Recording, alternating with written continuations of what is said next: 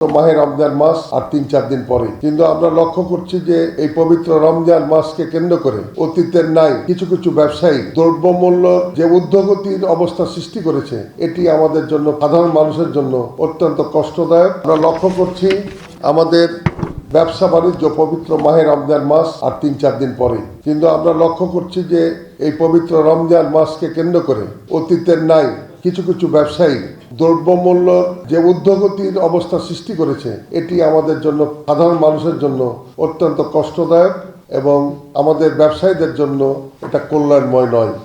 পবিত্র রমজান মাসে আমরা লক্ষ্য করছি যে আমাদের জানুয়ারি মাসে যেসব পণ্যের মূল্য ছিল, ফেব্রুয়ারি মাসে অনেক ঊর্ধ্বগতি, এবং যেখানে আমাদের জানুয়ারি মাসে ছিল চালের মূল্য 64 থেকে 66, এটা ফেব্রুয়ারিতে আমরা লক্ষ্য করছি নিম্নমানের চাল যেটা 66 থেকে 67 টাকা।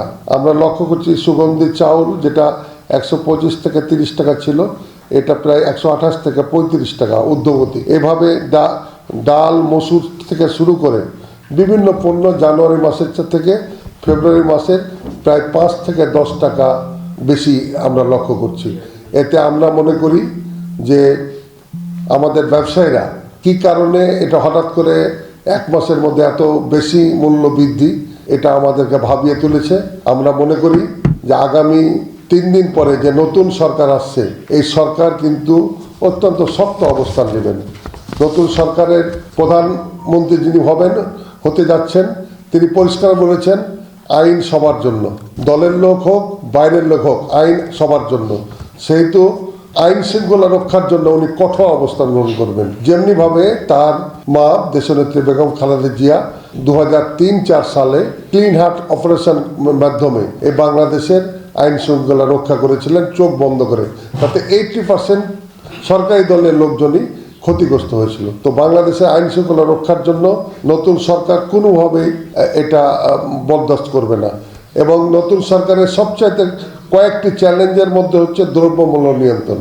আজকে দ্রব্যমূল্য নিয়ন্ত্রণ যদি না হয়, আজও যদি বিগত সরকার বা অন্তর্বর্তী সরকারের সময় নিয়ন্ত্রণহীন ছিলেন, কিন্তু আজকে নতুন সরকার হচ্ছে, আজকে দ্রব্যমূল্য নিয়ে আমাদের বাংলাদেশের কোনো ব্যবসায়ীরা যদি ছলছলনা করেন এবং সাপ্লাই চেনকে ধীর গতি করে দিয়ে আমাদের মতো মফস্বল জেলায় দ্রব্যমূল্যের দাম বৃদ্ধি হয়, তাইলে কোনোভাবে এই সরকার এটি ছেড়ে দেবে না। বাংলাদেশের এই নতুন সরকারের চ্যালেঞ্জ হচ্ছে দ্রব্যমূল্য নিয়ন্ত্রণ করা, অর্থনৈতিক কর্মসংস্থান সৃষ্টি করা এবং দুর্নীতিকে জিরো টলারেন্সে আনার। আমরা এই সব সিদ্ধান্তকে আমরা অভিনন্দন জানাই, আমরা একমত পোষণ করি এবং আমরা সব ধরনের এই সরকারকে আমরা সহযোগিতা করতে চাই। আমি আমার জেলার ব্যবসায়ীদেরকে আহ্বান করব, অনুরোধ করব যে নতুন সরকারের সময় এমন কিছু আমরা করব না যাতে করে সরকারের যে কঠোর হস্তক্ষেপের মাধ্যমে দ্রব্যমূল্য নিয়ন্ত্রণ করা, এতে আমার জেলার ব্যবসায়ীরা ক্ষতিগ্রস্ত হোক, এটা আমি চাই না।